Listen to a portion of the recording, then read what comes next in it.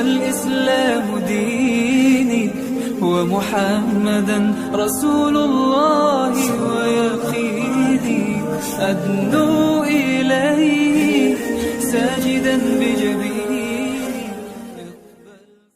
نحمده ونصلي على رسوله الكريم أما بعد فأعوذ بالله من الشيطان الرجيم. بسم الله الرحمن الرحيم.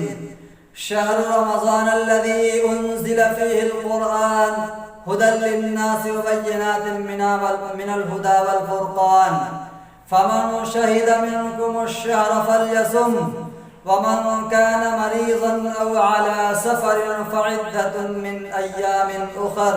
وقال النبي صلى الله عليه وسلم من صام رمضان ایمانا و احتسابا غفر له ما تقدم من ذنبه. میرے پیارے دوستوں،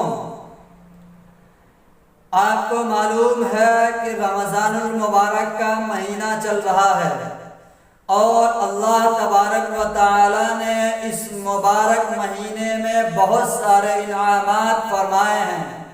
یعنی باقی مہینوں میں اگر آپ 1 روپیہ خرچ کرتے ہیں تو صرف 1 ہی ثواب ملتا ہے، لیکن رمضان کے مہینے میں 1 روپیہ اگر آپ خرچ کریں گے تو 70 روپے کے برابر ثواب ملے گا. اسی طرح 1 رکعت نماز پڑھیں گے تو 70 رکعت نماز پڑھنے کے برابر ثواب ملے گا. قرآن کی 1 آیت کی تلاوت کریں گے تو 70 آیت کی تلاوت کرنے کے برابر ثواب ملے گا. یعنی اللہ تبارک و تعالی رمضان المبارک کے اندر ثواب کو بڑھا دیتے ہیں. یہ رمضان المبارک کی فضیلت ہے اور رمضان المبارک کا مقام اس سے بھی بڑا ہو جاتا ہے کہ رمضان کے مہینے میں اللہ تبارک و تعالی نے قرآن کریم کا نزول فرمایا ہے. اس سے بھی رمضان المبارک کی فضیلت اور بڑھ جاتی ہے. جیسا کہ ابھی ہم نے قرآن کی آیت تلاوت کی، اس میں اللہ تعالیٰ نے فرمایا کہ رمضان المبارک کے اندر قرآن کریم کا نزول ہوا ہے، اس لیے بھی رمضان المبارک کی اہمیت اور بڑھ جاتی ہے. رمضان میں ہم جانتے ہیں کہ روزہ رکھنا ہوتا ہے اور تراویح پڑھنی ہوتی ہے. یہ 2 کام تو تقریباً ہر ایک کر لیتا ہے، لیکن اس کے علاوہ بھی اور چیزیں ہیں. یہ تو عام بات ہے، رمضان المبارک کے اندر اور چیزیں کرنی چاہیے. اللہ تبارک و تعالی نے قرآن کریم میں فرمایا وَمَا خَلَقْتُ الْجِنَّ وَالْإِنسَ إِلَّا لِيَعْبُدُونَ. اللہ تعالیٰ کیا فرماتے ہیں؟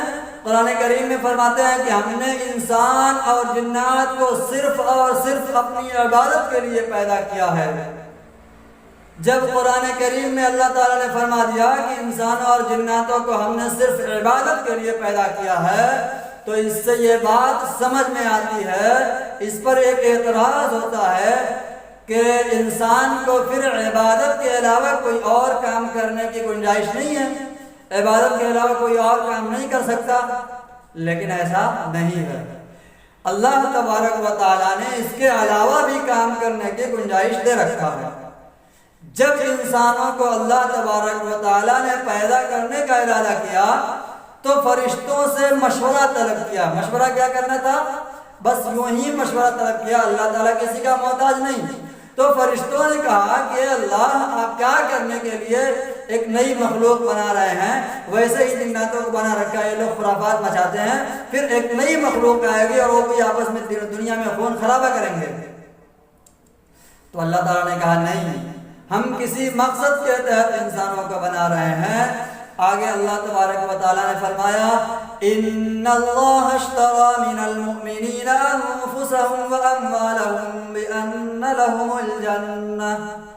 اللہ تعالیٰ کیا فرماتے ہیں کہ ہم نے انسان کی زندگی کو خرید لیا ہے جنت کے بدلے.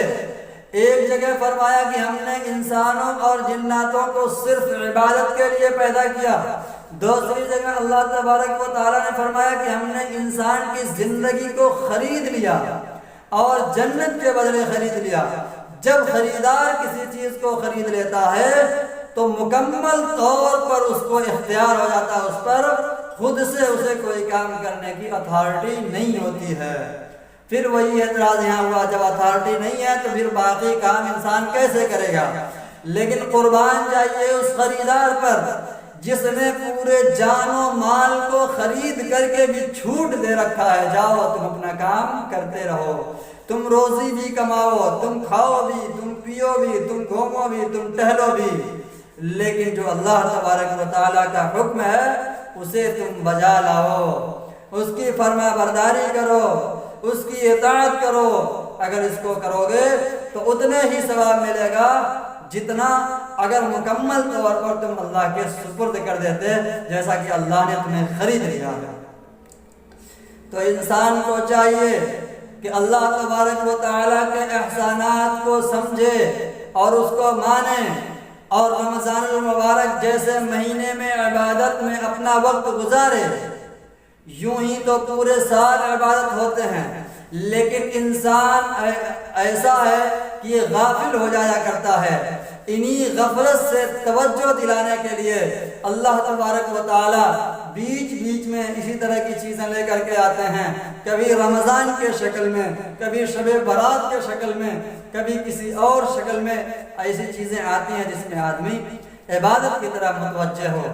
چونکہ پورے سال انسان گناہ کرتا ہے، گناہ کی وجہ سے اس کا دل سیاہ ہو جاتا ہے، تو رمضان المبارک میں اسے عبادت کر کے اس سیاہی کو ختم کر لینی چاہیے۔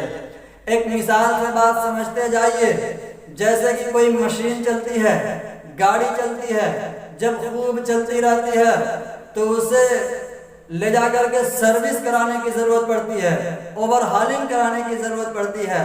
بالکل اسی طرح انسان پورے سال میں ہی زندگی گزارتا رہتا ہے، دین سے بالکل دور رہتا ہے، تو رمضان المبارک کے اندر اسے اپنے جسم کے اپنے اعمال کی سروس کر لینی چاہیے، اپنے اعمال کی سروس کرا لینی چاہیے، یعنی گناہوں کی وجہ سے جو دھبا اس کے دل میں لگ گیا ہے اسے توبہ کر کے عبادات کر کے ختم کرا لینی چاہیے۔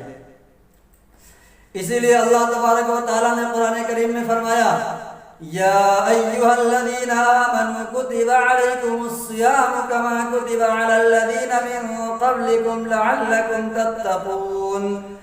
اے ایمان والو، ہم نے تم پر روزہ اس لیے فرض کیا ہے تاکہ تم متقی بن جاؤ، اور یہ روزہ والی عبادت ایسا نہیں ہے کہ تم پر ہی صرف فرض کیا گیا، بلکہ یہ ایسی عبادت ہے کہ تم سے پہلے جتنی امتیں آئی ہیں سب پر کسی نہ کسی شکل میں روزہ فرض رہا ہے۔